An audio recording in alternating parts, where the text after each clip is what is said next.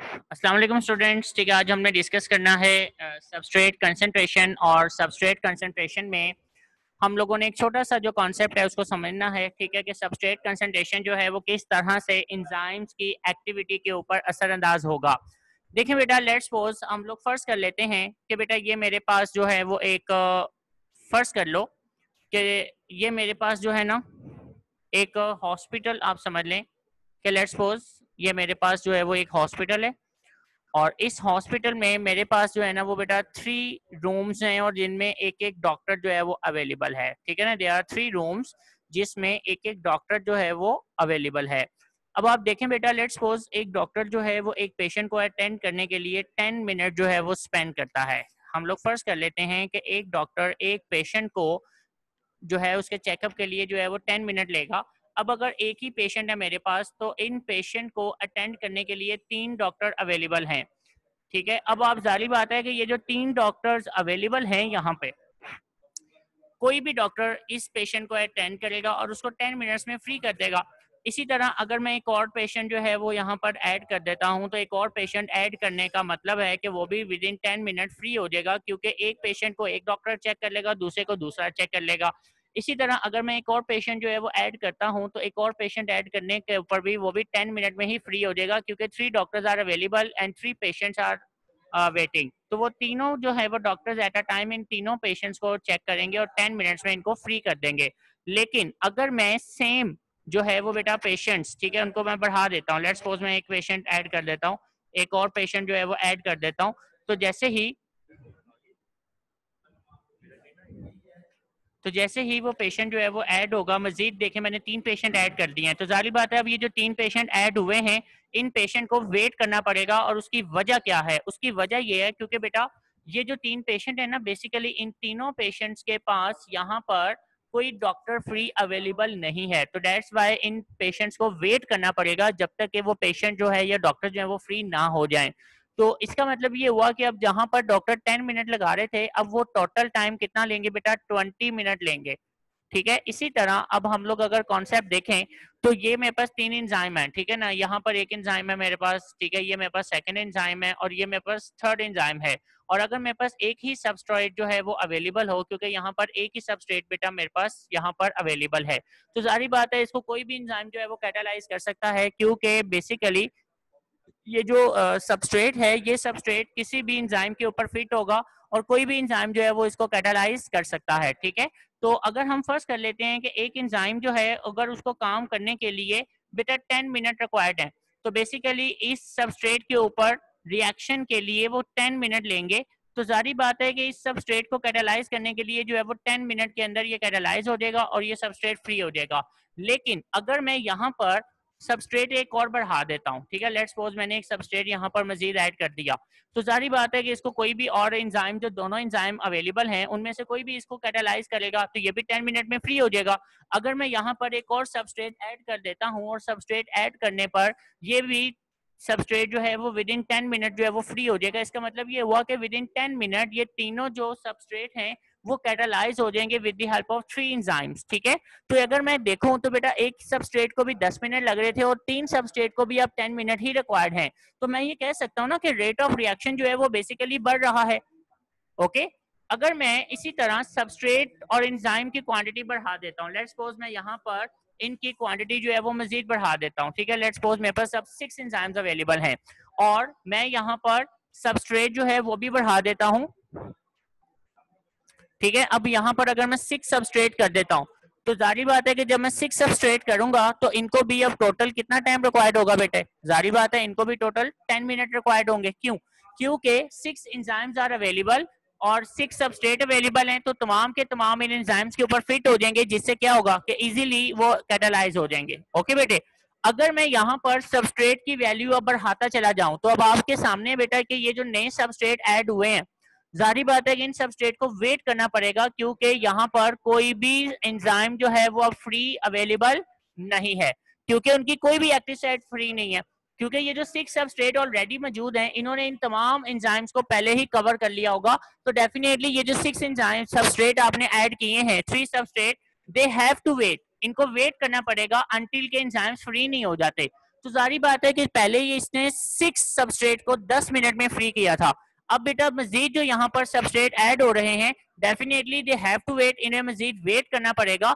और अब यही टाइम जो है वो बेटा कितना हो जाएगा आपके पास, 20 मिनट। हमें यही लगेगा ना कि एंजाइम जो है दरअसल इनकी एक्टिविटी स्लो हो गई है, यानी रेट ऑफ रिएक्शन जो है वो स्लो हो गया है, क्योंकि एंजाइम पहले 10 मिनट में 6 सबस्ट्रेट को फ्री कर रहे थे और अब ये 12 सबस्ट्रेट हैं, तो जारी बात है now they will takes 20 minutes. अब ये 20 मिनट ले रहे हैं, it's means the rate of reaction will reduce, rate of reaction जो है वो डिक्रीज हो गया है। ओके बेटे, तो यहाँ से हम एक कंसेप्ट ले सकते हैं कि अगर आप एंजाइम को कांस्टेंट कर दें, ना बढ़ाएं और सबस्ट्रेट बढ़ाते चले जाएं, तो एक स्टेज ऐसी आ जाती है कि मजीद सबस्ट्रेट ऐड करने पर जो रेट ऑफ रिएक्शन है वो इंक्रीज नहीं होगा, क्योंकि जो आप सबस्ट्रेट ऐड कर रहे हैं उन्हें कोई भी फ्री एक्टिव साइट अवेलेबल नहीं होगी। जब तक उन्हें कोई फ्री एक्टिव साइट अवेलेबल नहीं होगी तब तक उन्हें वेट करना पड़ेगा।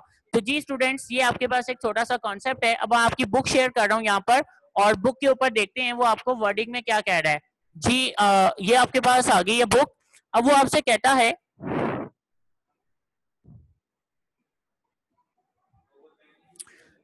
if enzyme molecules are available in a reaction, increase in substrate concentration increase the rate of reaction। इस लाइन को पहले समझ लें। वो आपसे कहता है कि अगर एक रिएक्शन के अंदर एंजाइम्स मॉलिक्यूल अवेलेबल हैं, ठीक है, बहुत ज्यादा अवेलेबल हैं, तो बेटा क्या होगा कि जब आप सबस्ट्रेट कंसंट्रेशन को बढ़ाएंगे तो रेट ऑफ रिएक्शन बढ़ेगा।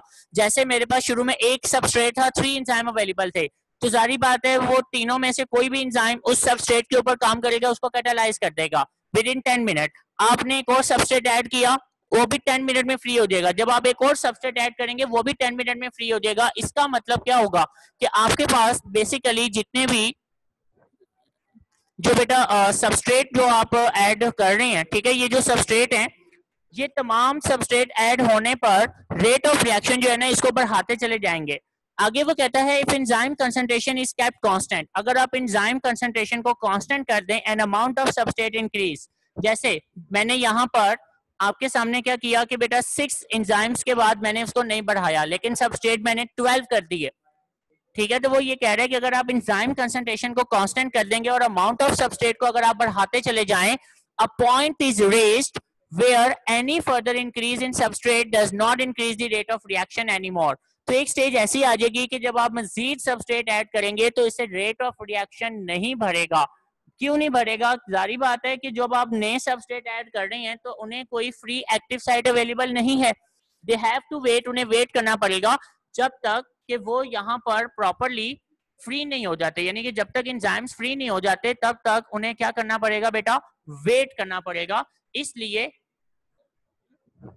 ठीक है, तो जब तक एंजाइम्स फ्री नहीं हो जाते तब तक उन्हें वेट करना पड़ेगा। तो जारी बात है हमें यही लगेगा ना कि रेट ऑफ जो रिएक्शन है वो क्या हो गया है, स्लो हो गया है, जबकि रेट ऑफ रिएक्शन ना तो बेटा स्लो होगा और ना ही वो बढ़ेगा, बल्कि वो कांस्टेंट हो जाएगा, क्योंकि एंजाइम्स तो अपनी उसी स्पीड में काम कर रहे हैं ना, यानी कि एंजाइम्स ने अपनी स्पीड को नहीं बढ़ाया, ठीक है, ना उन्होंने अपनी स्पीड को स्लो डाउन किया है, जबकि रेट ऑफ रिएक्शन जो है वो क्या हो चुका है, कांस्टेंट। ठीक है, जैसे अब आपके पास ग्राफ में भी वो शो कर रहा होगा, जैसे आप देख सकते हैं कि ये जो पिंक लाइन है ये सबस्ट्रेट कंसंट्रेशन को शो कर रही है। एंजाइम्स बहुत ज्यादा अवेलेबल हैं, लेकिन जैसे जैसे आप सबस्ट्रेट बढ़ाते चले जाओगे रेट ऑफ रिएक्शन बढ़ता चला जा रहा है। ठीक है, तो वो यहाँ पे लिखा हुआ है all active sites are not occupied, अभी एक्टिव साइट्स अवेलेबल हैं, इसलिए रेट ऑफ रिएक्शन बढ़ता चला जाएगा। लेकिन इस स्टेज पर आकर क्या हुआ कि जितने भी सबस्ट्रेट्स थे उन्होंने तमाम एक्टिव साइट्स जो हैं उनको फिल कर लिया है। इट्स मीन्स कि नाउ कोई भी एक्टिव साइट जो है वो फ्री अवेलेबल नहीं है। तो इस वक्त जो ये स्टेज होगी इसे हम बोलेंगे सैचुरेशन ऑफ एक्टिव साइट्स। इसकी डेफिनेशन यहाँ पे लिखी हुई है, when the active sites of all enzymes are occupied at a high substrate concentration, any more substrate molecule do not find free active sites, this state is called saturation of active site and reaction rate does not increase। जी बेटा ये आप definition को mark कर लें और इस पे question लिख लें, what is meant by saturation of active sites. ठीक है, यहाँ पे आप क्वेश्चन लिख लें what is saturation of active sites, और इसके साथ आपको ये ग्राफ शो करना होगा। ये शॉर्ट क्वेश्चन है, what is meant by saturation of active sites, उसके साथ आपको ये ग्राफ भी बनाना होगा। और इसकी डेफिनेशन यहाँ से बेटा स्टार्ट होती है, when the active site of all enzymes is occupied at a high substrate concentration, any more substrate molecules do not find free active sites, this state is called saturation of active sites and reaction rate does not increase. जी बेटे, उम्मीद करता हूँ कि ये आपको अच्छे से समझ आ गया होगा। यहाँ तक कोई क्वेश्चन है किसी का? ओके बेटा जी, नेक्स्ट अब हम लोग डिस्कस करने जा रहे हैं दैट इज अ पीएच। ठीक है, जब हम लोग पीएच को अब डिस्कस करेंगे। अब देखिए बेटा, पीएच क्या चीज है? पीएच ये आपने छोटी क्लासेस में कॉन्सेप्ट पढ़ा होगा।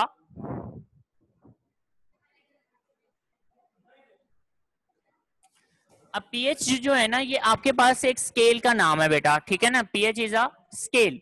ये आपने 8 क्लास में शायद पढ़ा हो कि ये आपके पास ना एक स्केल होता है जो कि आपके पास कुछ मीडियम को शो करता है कि आपके पास जो है ना, जो मीडियम है उसकी नेचर क्या होती है। ठीक है ना, तो इसमें एक मिड वैल्यू होती है दैट इज अ 7। ये इसमें एक मिड वैल्यू होती है, और इसके बाद जो है वो आपके पास हाईएस्ट वैल्यू 14 होती है, और जो लास्ट वैल्यू है वो बेटा 1 होती है। ठीक है, यानी कि 1 से लेकर 14 तक इसके अंदर वैल्यूज होती हैं। अब बेटा 1 से लेकर 14 तक के दरमियान में यहाँ से जो आपके पास 7 से पहले पहले जो नेचर होती है वो किसी भी केमिकल की, वो बेटा एसिडिक होगी। ठीक है, इट इज एसिडिक। एसिडिक का मतलब है कि इसकी जो पीएच है ना वो लो होती है। ठीक है ना, लो पीएच इसे हम लोग कंसीडर करेंगे। अब देखिए बेटा, लो पीएच का मतलब है कि यहाँ पर मीडियम जो है वो एसिडिक है। और इसी तरह अगर हम लोग बात करें बेटा, जो आपके पास 7 से अबव वैल्यूज आती हैं टिल 14, ये आपको शो करता है कि ये मीडियम जो है वो बेटा बेसिक होता है। ठीक है ना, that is a basic medium. अब देखें बेटा, बेसिक मीडियम का मतलब है कि यहाँ पर जो पीएच है ना, it is a high pH. ठीक है, जो पीएच है वो क्या होगी? हाई होती है। तो हाई पीएच का मतलब क्या है यहाँ पर कि बेटा जो पीएच है वो 7 से अबव होगी, that is a high pH. लेकिन अगर हम बात करें 7 की, तो 7 जो वैल्यू है that shows it is exactly a neutral. ये एक न्यूट्रल वैल्यू होती है। जैसे कि वाटर है, वाटर की पीएच जो है वो 7 होगी, ना वो एसिडिक होता है ना ही वो बेसिक होता है नेचर के अंदर, दैट इज अ न्यूट्रल। ये एक न्यूट्रल कहलाएगा। ठीक है, तो अब वो हमें पीएच का थोड़ा सा कॉन्सेप्ट क्लियर हो गया होगा।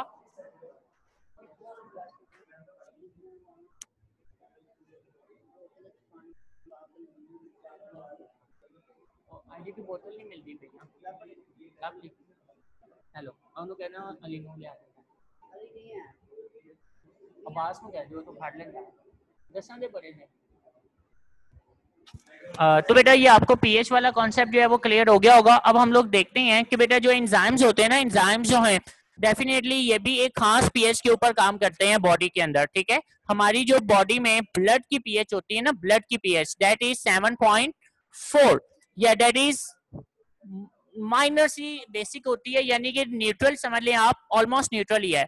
अब देखें बेटा, हमारी बॉडी के अंदर जो एंजाइम्स है ना, जब वो डिफरेंट ऑर्गन्स में काम करते हैं तो वो डिफरेंट पीएच में काम कर रहे होते हैं। जब पीएच वैल्यू चेंज होगी ना, तो बेटा एंजाइम्स की एक्टिविटी जो है वो भी चेंज हो जाती है, यानी कि एंजाइम्स की एक्टिविटी पीएच चेंज करने पर चेंज हो जाएगी।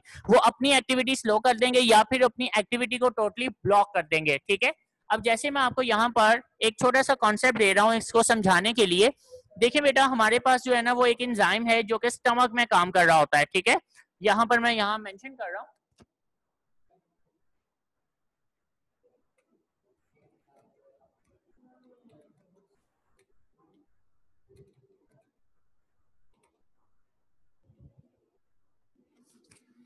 जी बेटा, ये पेप्सिन एंजाइम है जो कि काम किस में कर रहा है? ये पेप्सिन एंजाइम जो है ना, ये काम करता है लो पीएच के अंदर। ठीक है, स्टमक के अंदर आपने पढ़ा होगा कि बेटा यहाँ पर जो स्टमक है, बेसिकली स्टमक जो है ना ये क्या रिलीज करता है? स्टमक फूड की डाइजेशन के लिए ना एक केमिकल रिलीज करता है जिसका नाम है गैस्ट्रिक जूस। ठीक है, जिसका नाम क्या है बेटा? Gastric juice. यानी कि ये गैस्ट्रिक जूस को पैदा करेगा।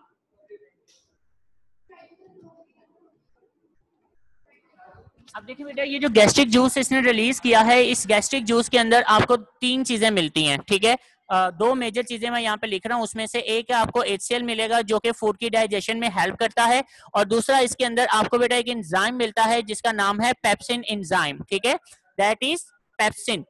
पेप्सिन एंजाइम जो है ये बेसिकली फूड की डाइजेशन में, प्रोटीन्स की डाइजेशन में हेल्प करेगा। अब आप देखें बेटा, ये जो पेप्सिन एंजाइम है, मैं ये कह सकता हूं कि हाइड्रोक्लोरिक एसिड की वजह से ये किस पीएच में काम कर रहा है? In a low pH.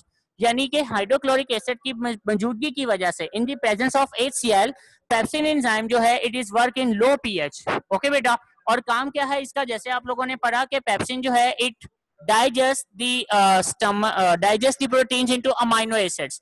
लेकिन जैसे ही फूड स्टमक से आगे जाती है ऑनवर्ड स्मॉल इंटेस्टाइन, ठीक है, अब मैं बात कर रहा हूं,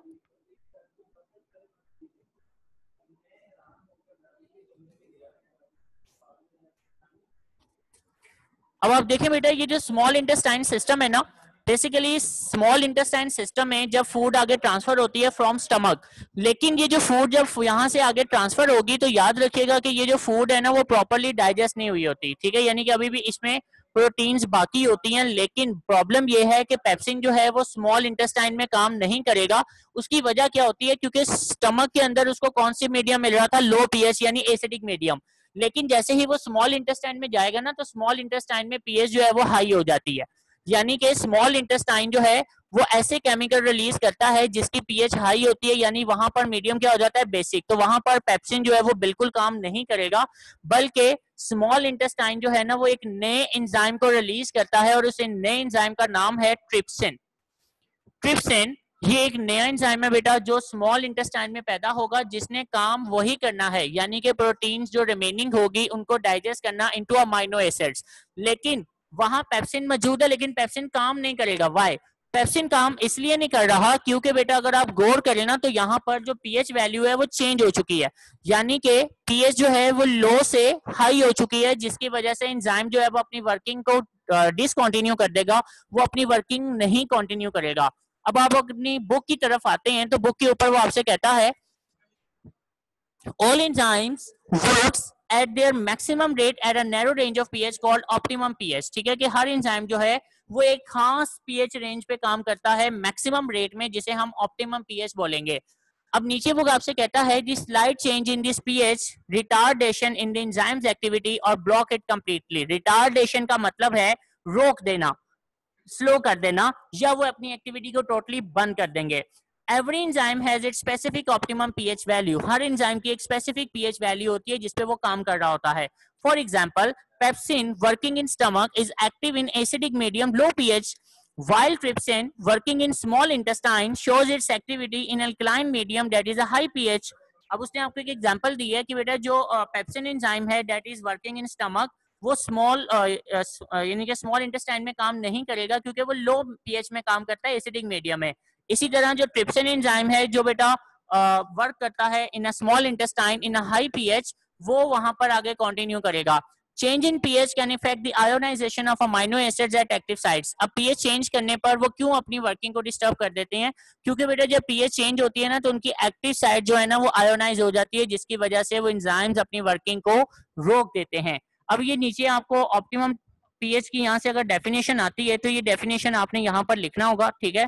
the all enzyme work at there maximum rate at a narrow range of pH called optimum pH, और उसके साथ आपको ये ग्राफ बनाना होगा, ठीक है। और एग्जाम्पल के तौर पर आप ये एग्जाम्पल जो है वो मेंशन कर सकते हैं, ठीक है बेटे। तो ये एग्जाम्पल आएगी, फर्स्ट लाइन में इसकी डेफिनेशन आएगी और ये आपके पास आएगा ग्राफ।